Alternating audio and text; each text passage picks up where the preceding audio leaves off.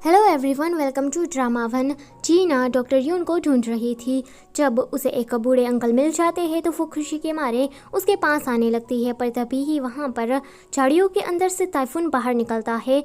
ताइफून जीना को देखकर कहता है कि जीना, तुम यहाँ कैसे? जीना कहती है कि ये मिस्टर पनौती यहाँ पर क्या कर रहा है? तो ताइफून कहता है कि मुझे तो लगा था कि कंपनी वाले किसी और को भेजेंगे, पर मुझे ये नहीं पता था कि वो तुम ही होगी। तो जीना कहती है कि इसका मतलब ये है कि तुम ही डॉक्टर सीड हो? वो कहता है कि हाँ, मैं ही हूँ। जीना कहती है कि तुम ही हो, मतलब सच में तुम ही हो? वो ज़ोर ज़ोर से हंसने लगती है, तो ताइफून भी बिना वजह के उसके साथ हंसने लगता है। जीना बेचारी को तो इस बात पर यकीन ही नहीं हो रहा था। फिर वो थोड़ा सीरियस होकर कहती है कि तुमने मुझसे फिर झूठ क्यों बोला? तो वो कहता है कि मैंने कब झूठ बोला? वैसे मुझे तुम्हें कभी बताने का मौका ही नहीं मिला कि मैं ही डॉक्टर सीड हूँ। जीना कहती है कि मौका नहीं मिला, चलो छोड़ो इस बात को, मैं यहाँ पर तुमसे काम की वजह से मिलने के लिए आई हूँ, तो काम की ही बातें करते हैं। ताइफून कहता है कि हाँ, तुमने ठीक कहा। वहाँ पर बारिश होने लगती है तो ताइफून फटाक से अपना जैकेट निकालने लगता है, पर वो देखता है कि जीना तो यहाँ से गायब हो गई है। फिर वो उसके पीछे पीछे भागने लगता है। ज़्यादा भागने की वजह से जीना का पैर फिसल जाता है और वो गिरने वाली थी, तो ताइफून उसे पिगी बैग राइड देकर आता है। ये दोनों ही खेतों से बाहर निकल जाते हैं और बारिश भी रुक गई थी।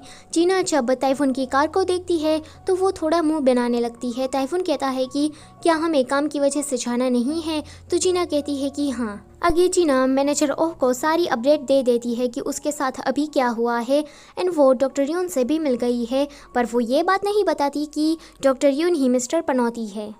जीना को जिस जगह पर जाना था वो उसका जीपीएस लगाकर ताइफून से कहती है कि हमें इस जगह पर जाना है, तुम गलती से भी रास्ता मत बदलना। इतना कहते ही वो सो जाती है।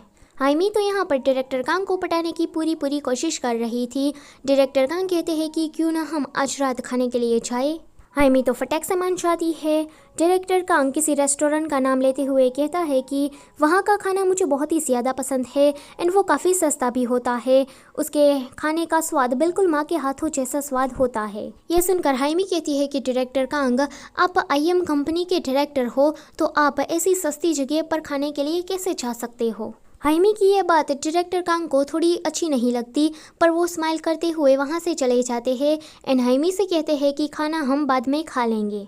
जीना सो रही थी। ताइफून उसे जगाने की कोशिश भी करता है कि हम क्या सही रास्ते पर ही जा रहे हैं ना, मुझे रास्ते में गड़बड़ी लग रही है, पर जीना सो रही थी तो वो उसे उठाता नहीं है एंड जीना का ख्याल रखने लगता है कि जीना कहीं सोते सोते गिर ना जाए। साथ ही साथ में वो कार ड्राइविंग भी कर रहा था। अगले दिन वो पहुंच जाते हैं। ताइफून कहता है कि जीना, तुमने जिस जगह का बताया था हम उसी जगह पर पहुंच गए हैं। जीना कहती है कि हाकदोंग।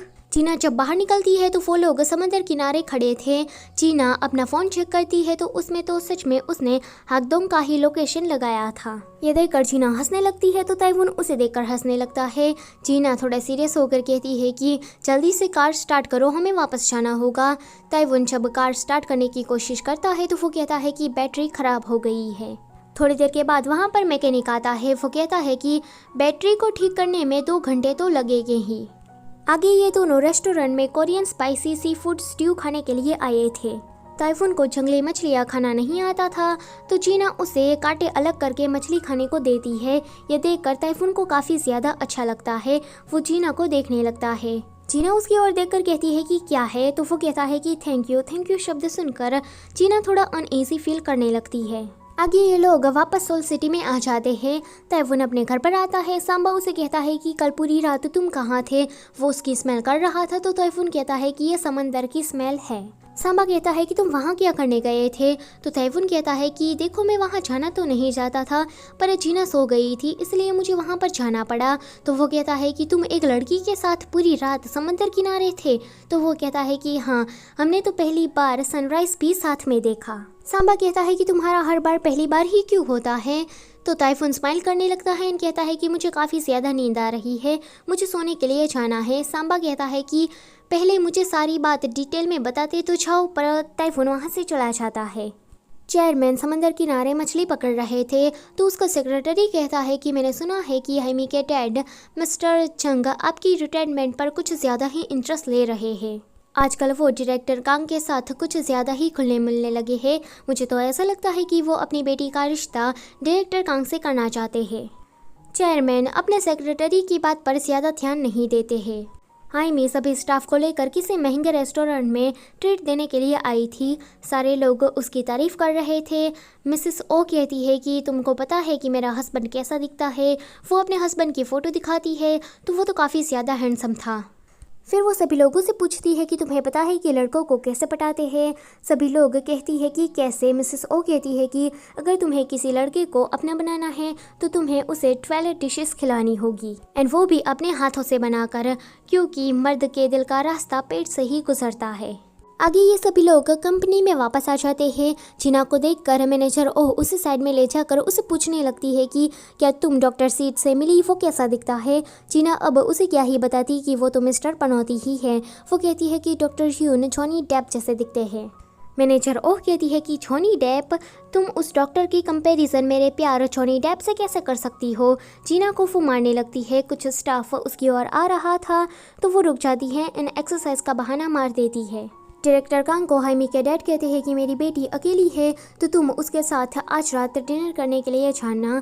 तो डायरेक्टर कांग हाइमी को ये बात बता देता है। हाइमी तो काफ़ी ज़्यादा खुश हो जाती है। मैनेजर ओह ने जो पैतरा दिया था उसको ही वो इस्तेमाल करती है। वो डायरेक्टर कांग को अपने घर पर बुलाती है।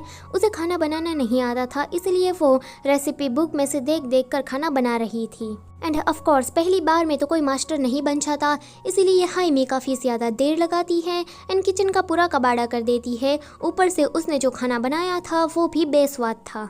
डायरेक्टर कांग उसके पास आता है एंड कहता है कि ये खाना तो खाने लायक नहीं है, क्यों ना हम रेस्टोरेंट में ही चले जाए।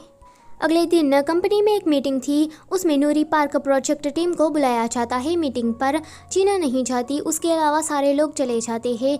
जीना का भी मन था कि वो लोग क्या बात कर रहे हैं उसको सुनने का, तो वो दरवाजे के बाहर कान लगाकर सुनने लगती है। डायरेक्टर कांग जॉय पर चिल्ला रहा था कि तुम ऐसा कैसे कर सकते हो। तो जॉय कहता है कि डॉक्टर सीड की वजह से ये सब कुछ हुआ है।